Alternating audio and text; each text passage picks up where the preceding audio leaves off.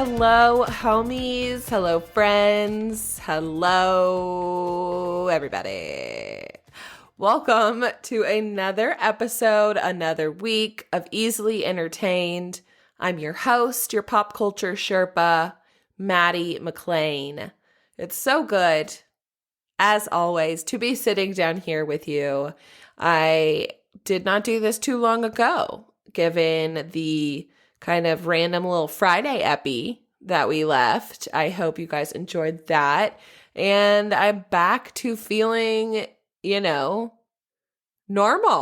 And normal / just not coughing out my left part of my lung or, yakking about is over. And I'm so happy. When you're like, I'm never going to take for granted this feeling of being just normal and healthy. Like, I promise you, you're kind of like bargaining with God to just, wake up and for your illness to be totally gone. And you're like, oh, I promise I'll never take it for granted again, only for you to take it for granted again as soon as you're healthy. So, but you know what, baby? That's the cycle of life. Cycle of life. Just a bunch of horse shit round and round.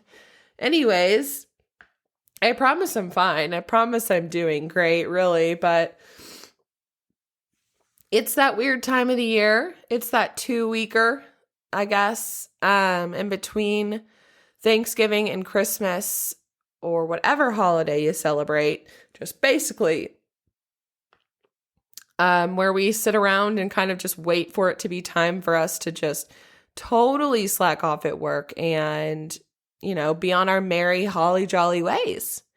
So I know how we all may be feeling, but hopefully this little bit of pop culture can bring those Christmas spirits right back up. I don't know. A girl can hope.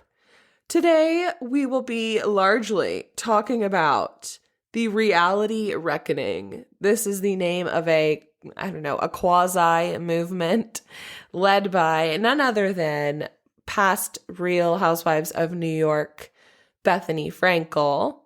And I have so many thoughts about it and would love to discuss them with you because I think in general there is a big, I guess our term reckoning is appropriate. There's a reckoning that reality TV and production companies and all of those, streaming that's companies that did not need to be abbreviated, but that everybody's going to need to face. Reality TV has always been super popular, has always been part of the zeitgeist, pop culture news.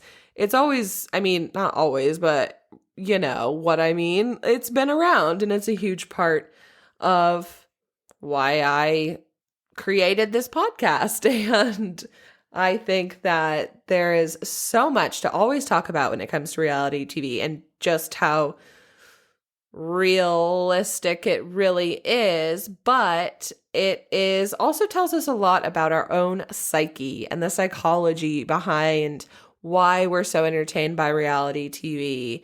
And why, keyboard warriors out there are so quick to be so nasty to everybody on TV. And yet, why do people put themselves in these positions? The, contestants and reality TV stars themselves. So that will be the majority of this episode. It's very interesting. I did a lot of me research. There was a long Vanity Fair article that kind of broke Bethenny Frankel's, quote, reality reckoning into the ether, kind of on the backs of the strikes that were going on earlier this year for a long time, but with writers and actors in Hollywood. But reality TV, as we knew then, kind of didn't really fit in that category, as they're not really protected by those same kind of organizations like SAG-AFTRA that do support and essentially are the unions. Well, anyways, the negotiating parties with those unions. But it kind of opened up this giant can of worms, especially with the fallout of Scandival, the very epic, very dramatic very public and very much talked about cheating scandal that went down on Vanderpump Rules between Ariana Madix, Tom Sandoval, and Raquel Leviss. And Raquel Leviss is brought into this conversation too, thanks to good old Bethenny. So we're talking Vanderpump Rules. We're talking other reality TV shows too that are part of this kind of reality reckoning movement, including Love is Blind, one of the couples that actually did make it out, married and stayed together for a little bit. Although, surprise, surprise, they are not still together now. Nick and Danielle from, I believe, season 1. But anywho, so we have so much to talk about when it comes to that. Before we get there, let's talk about just a few of our pop culture news updates for you. We have a sad one, in my opinion, because we have yet another Hollywood couple. I don't know if I call them a Hollywood couple. That doesn't even feel right. Like, just iconic music couple, I guess, broke up. It was confirmed last week that Cardi B and Offset have broken up. They have a child together, and it's very, very sad. But they kind of were keeping it mum, I guess. Whoever is able to be so sneaky as to like notice when these celebrities unfollow each other did so. They noticed that Cardi B and Offset unfollowed each other on Instagram. Dun, dun, dun. Fueling speculation. And I mean, I would say this also probably was a tip off. On her story, she posted something like, you know, when you just outgrow relationships. And then another one was like, I'm tired of protecting people's feelings. I got to put myself first. So I don't know. It's not like this couple has had it real easy, because back in 2020, Cardi B had filed for divorce because Offset had cheated on her. And then later she called off the divorce because they got back together. It was crazy. And Offset did some sort of public apology to Cardi B, I think using Twitter. So if a Twitter apology doesn't scream romance, I don't know what does. I mean, just seeping in romance. So that's another couple that's bitten the dust. And somebody else that is leaving is Bobby Burke is leaving Queer Eye after this next season that is coming out soon. That's located in NOLA, or New Orleans. Bobby Burke is the undisputed hardest working of the Fab Five, in my humble opinion, / I think in nearly the entire nation's opinion.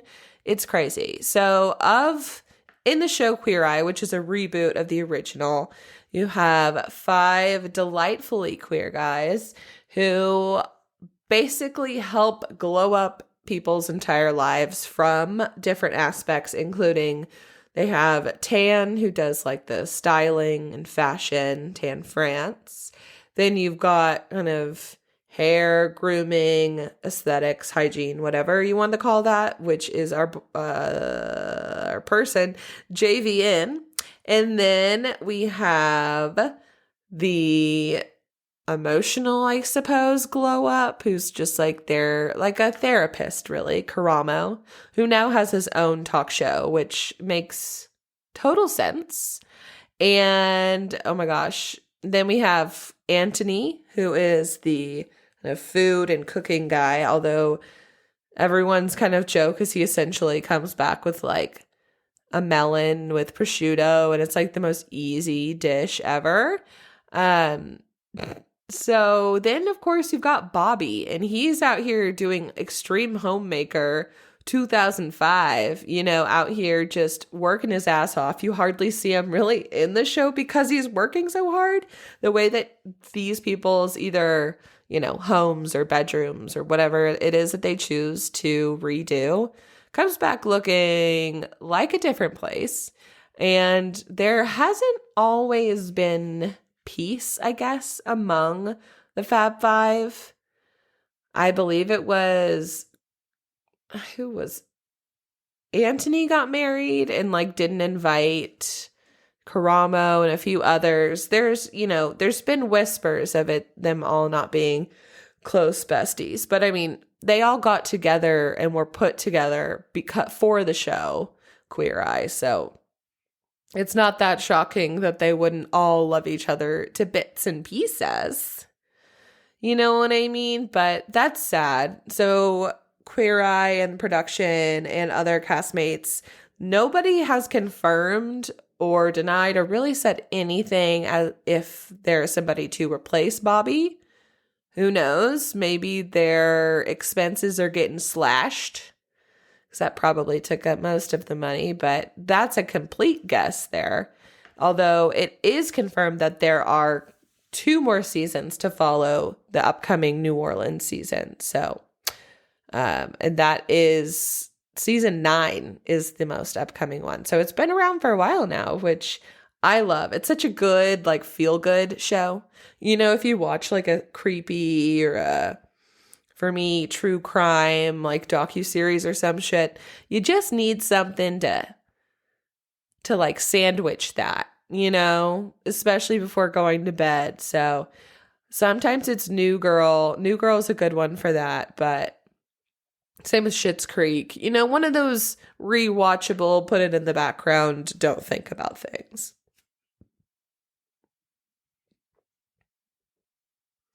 What else do we have here today for you all? I think we get right in to this reality reckoning. So there was a very long, large, but detailed Vanity Fair article that starts out honing in with a story of an overserved, shall we say, housewife on a filmed trip with her castmates. So if you don't watch Real Housewives, what are you doing? And then as a follow-up, nearly every season, there's at least one cast trip that they all take that production kind of pays for and where the drama goes down, right? So it's the article surrounds Leah McSweeney, who was on Real Housewives of New York for just 2 seasons, 12 and 13. So not very long, but it kind of follows her sobriety story. And right as she had signed on to be in this new cast for season 12, she had just, I guess she had just relapsed, but she is a recovering alcoholic, and the production knew this, and it kind of follows her journey on the show.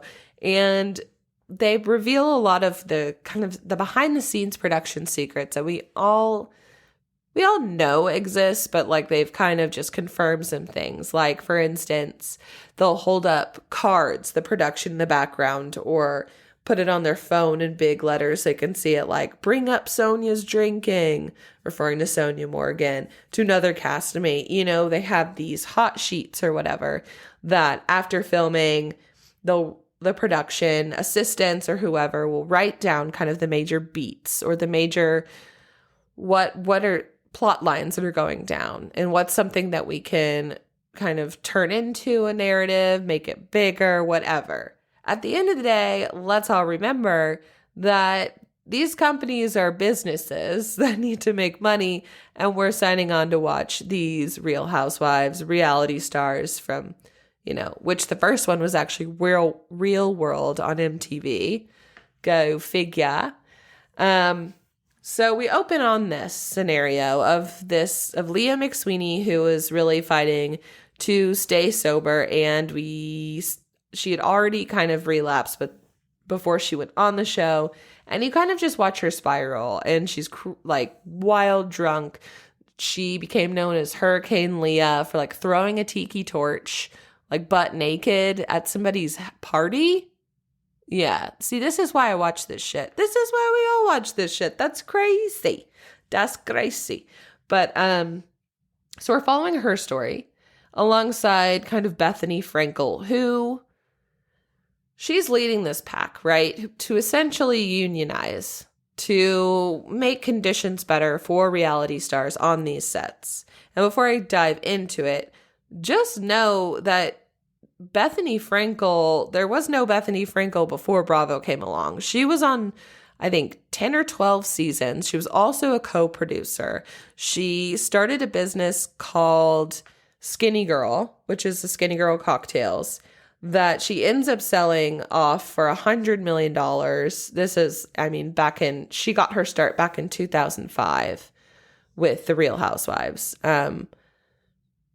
And now she's sitting pretty, she's not asking for money, and she'll say that and, yada, yada. But she'll also in the same breath say things as like, no, Andy Cohen did not make me a star. I'm not biting the hand that feeds me. Like, he built this on the backs of other housewives, yada, yada. It's like, I don't think that your fame, your notoriety, the money that comes with that would happen without it, which is why there's the infamous, what they will call on Bravo TV, the Bethenny clause. And the Bethenny clause was made because Bethenny was the only housewife, I suppose, at the time, who, when looking at the contract that she was signing, she removed a section that would have Bravo and the production company take a cut of whatever other business products that the housewives may promote or talk about on the show. So for her Skinny Girl, and they would have gotten a cut of that, but she took that out. So now this Bethenny clause is so that no other housewives do that on their show. Shitty? Yeah. Sounds like business? Yeah. So I don't know. Can't fight it that much. So I wanted to read a few passages, and we'll keep talking about this Vanity Fair article. So this is the deal Bravo stars make with the devil, and there are many stars. There are currently 10 Real Housewives shows and about 20 other properties in the Bravo reality space, including the Emmy-winning Top Chef and improbable Emmy nominee Vanderpump Rules.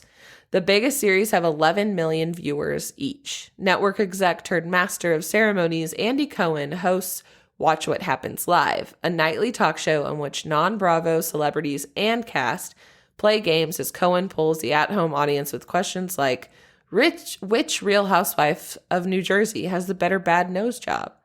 Look, Watch What Happens Live and Andy Cohen is so friggin' iconic because there's nothing else. There is no other show like it. There really isn't. It's like a late night talk show with games, but it's so involved in this one sphere of reality TV. It's kind of like ESPN's like pre and post and during talking head shows and shit. You know what I mean? Like we all have our little interests and our little obsessions and our little worlds, right?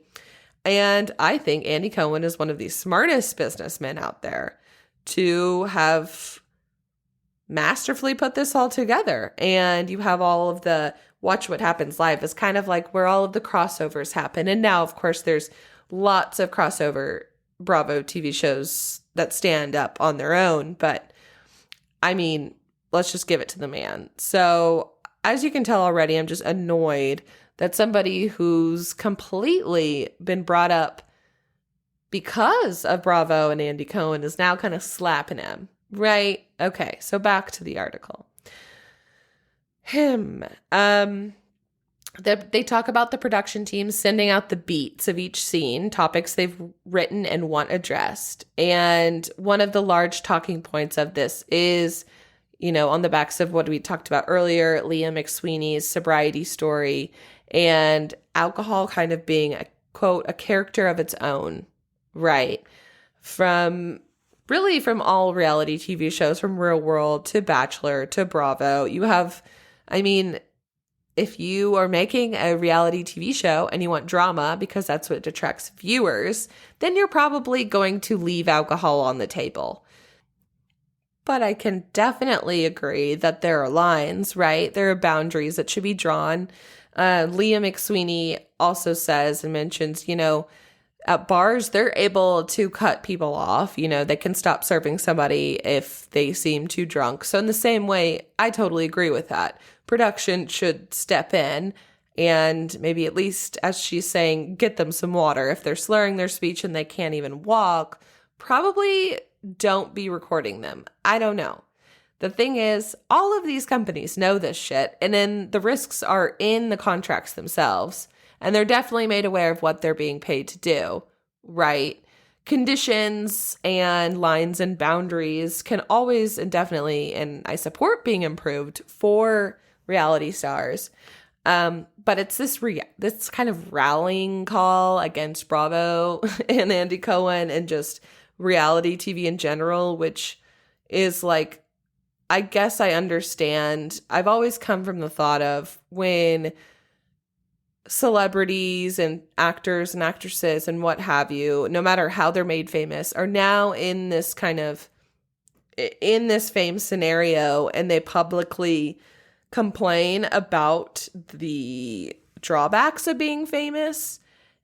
It just rubs me the wrong way. And I, like many of you, I'm quick to be like, yeah, shut up.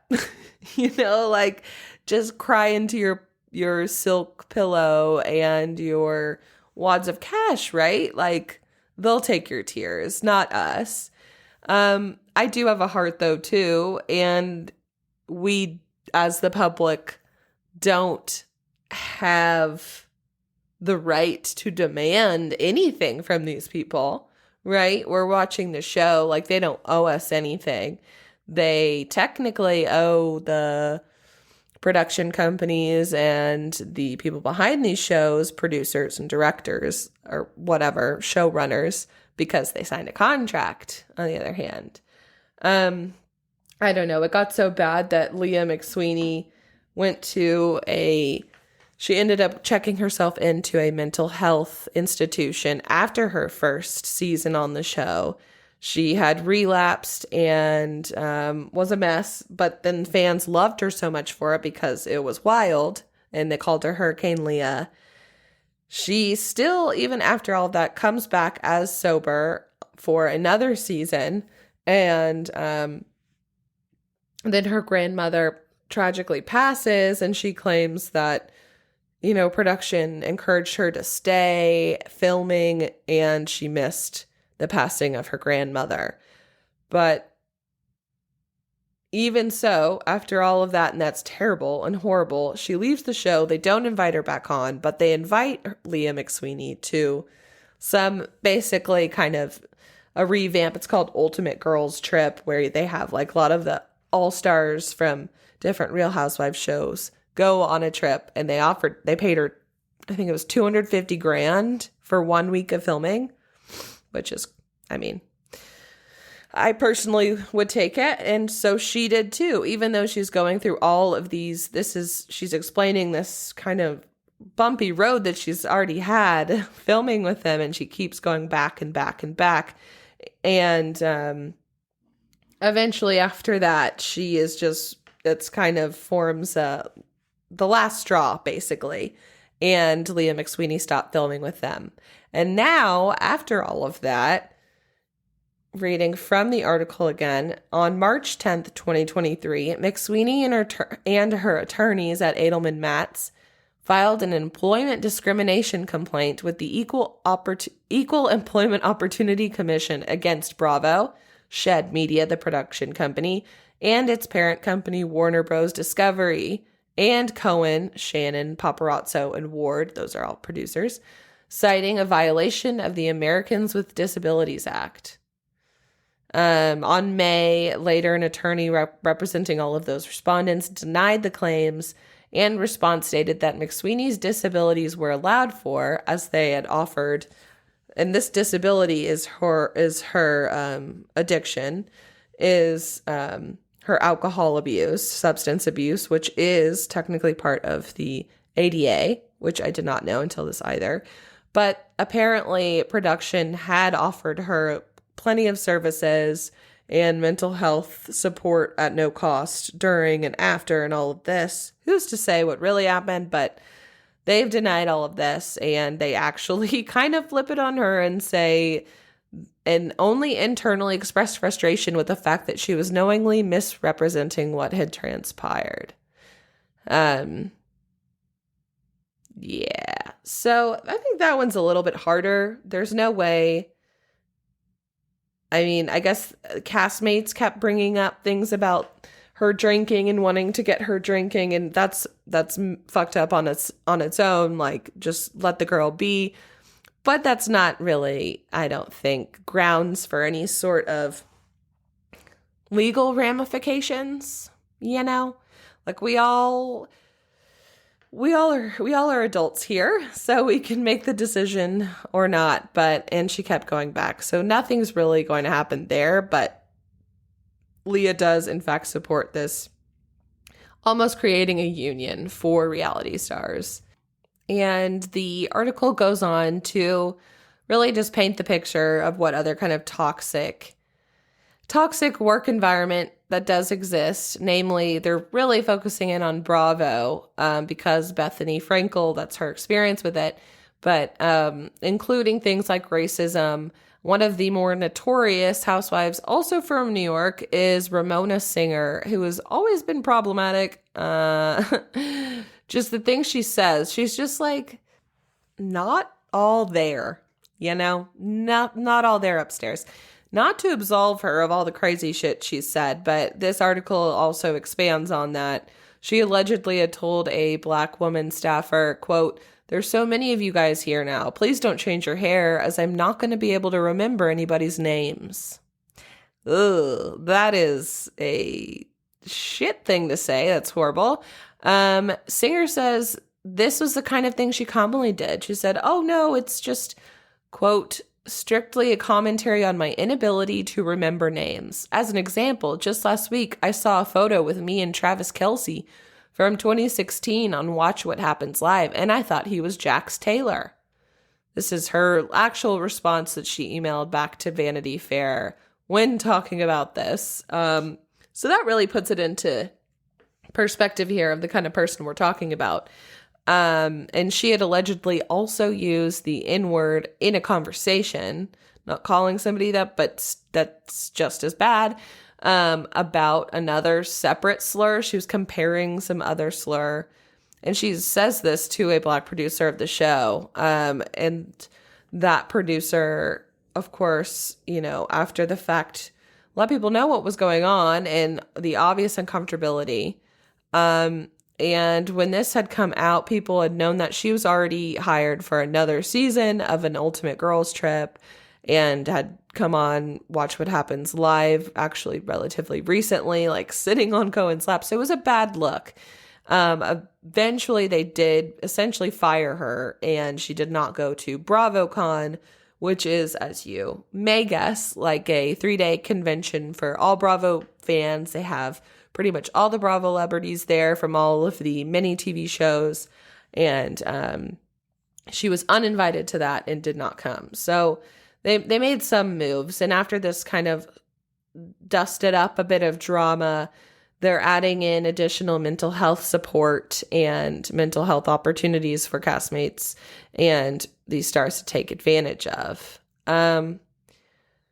You know, and it's not something new, right? Like the article goes on to say on Kinetic shows, Kinetic being the production company for Love is Blind, The Ultimatum, and Married at First Sight, professionals interview each cast member prior to filming to evaluate whether they're in a headspace to be on and subsequently off reality television. Similar protocols are in place on Love Island, The Bachelor, and MTV's The Challenge. Frankel says she underwent emotional and psychological testing during casting for The Apprentice, which aired on NBC. That's how she was on The Apprentice for a season and then was made a housewife.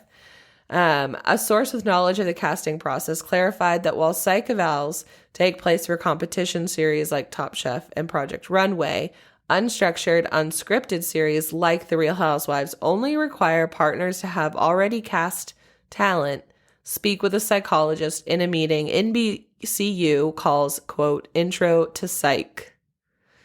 So that sounds, and lots of other reality stars have confirmed that too, that they took this kind of BS course on staying psychologically healthy. But after this article had come out in late November, during the time of BravoCon, And obviously that was planned out, and it didn't really change anything. But the idea is still going around, and you have Nick from Love is Blind and all of the recent Love is Blind suits that have been filed that we've seen that actually have not affected its existence. They recently came out and confirmed that there will be 2 more seasons to start on Valentine's Day of 2024.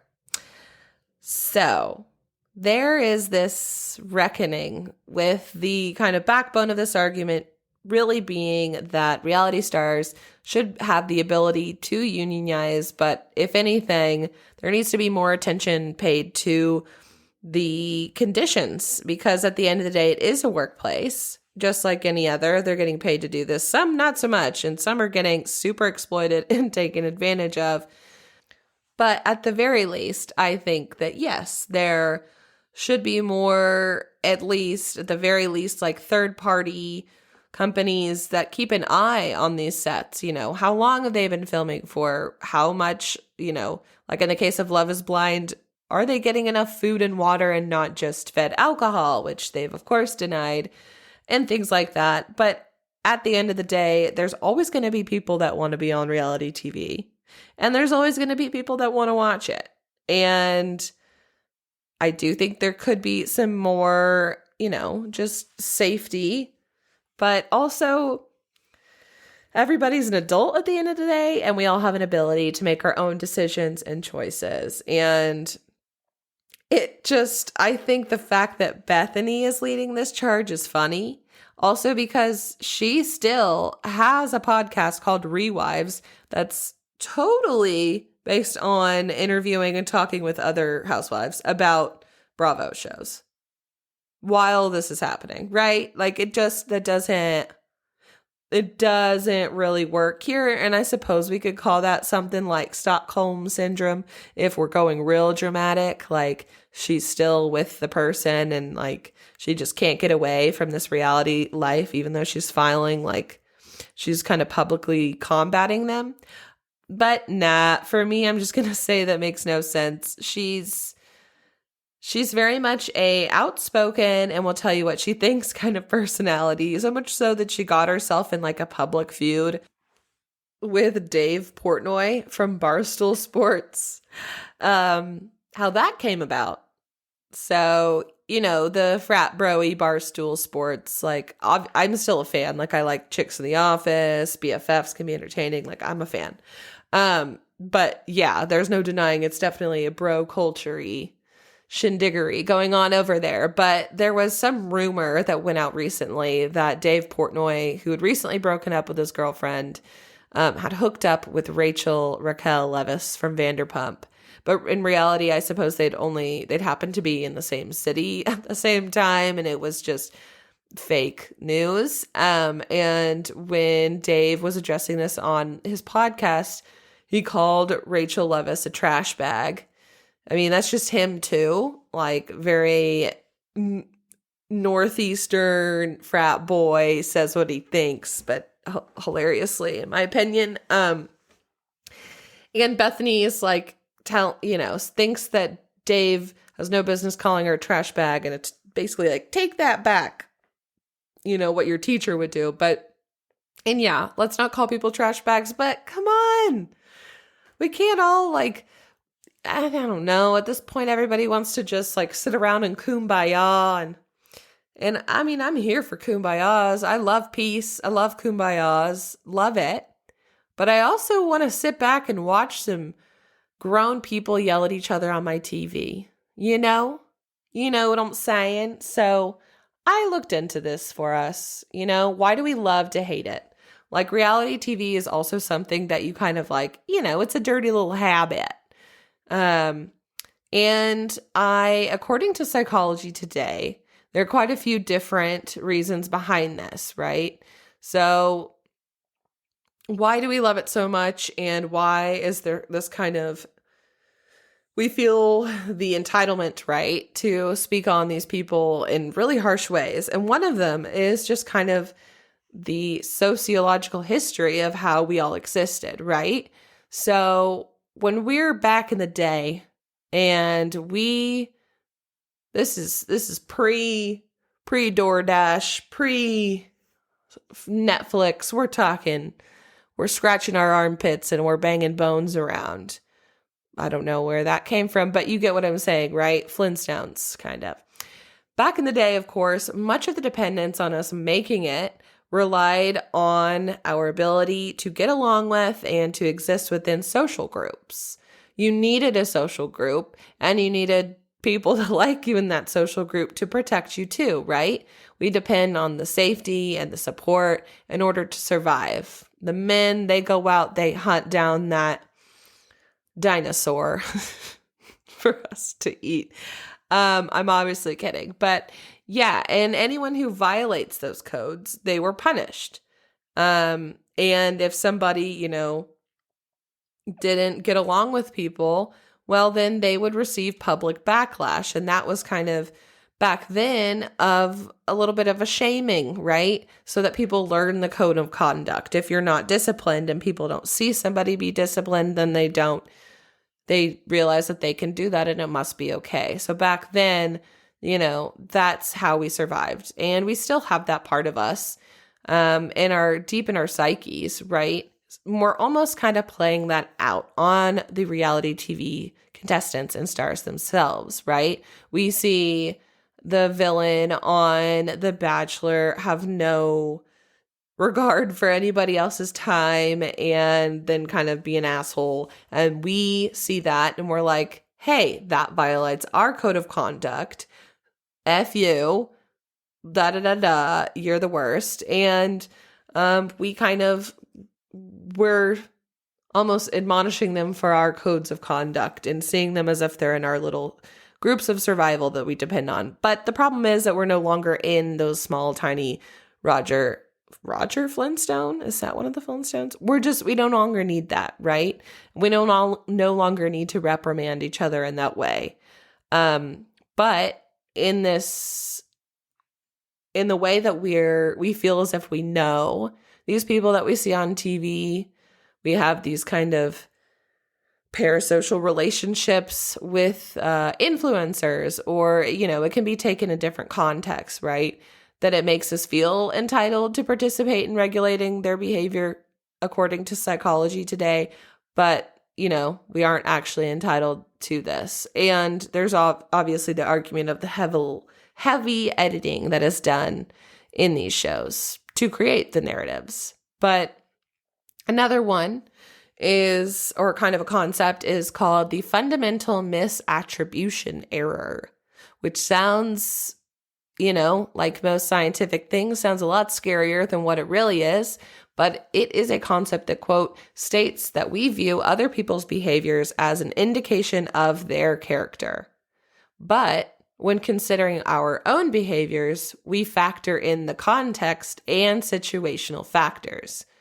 So, for example, we are driving in traffic, somebody cuts us off, and we're like, stick it right there, and you yell, and, totally couldn't relate, totally don't have road rage myself, but, right? But then if we do that, and we kind of pull an asshole move and cut in front of somebody, we're like, okay, yeah, I'm really late for an important meeting, I'm not the asshole, whatever, like, it's okay because it's me. So in this same manner, that's the fundamental misattribution error of giving the benefit of context and situational background reasoning behind somebody's actions versus not doing that for others. We do this with reality TV show members or castmates or whatever. So instead, they get the full, they're a bad person, but for us, we're probably didn't get enough sleep and I was hangry, so I'm fine. Right. And then this one that kind of relates to what I was talking about earlier, of this kind of famous people shouldn't complain kind of scenario. And what psychology is calling this is the illusion of fame as a fix, right? So we think that those people that are famous, celebrities, they must be living, sitting pretty, and have the happiest, highest level of achievement and contentment available to them. But as we know, money doesn't always buy happiness, and they tend to be real unhappy.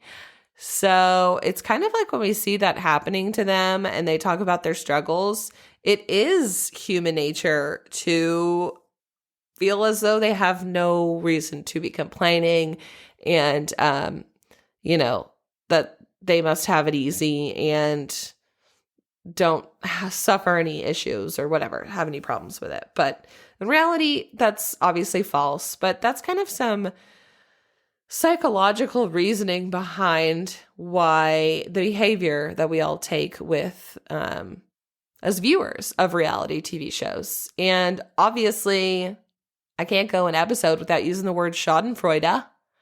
So I had to throw that out there. We also just kind of love watching misfortune happen to others, and we feel a little bit better about our own lives. So yeah. But reality TV is here to stay. I hope there is something to make at least the people that are putting their lives out there to be totally taken apart, make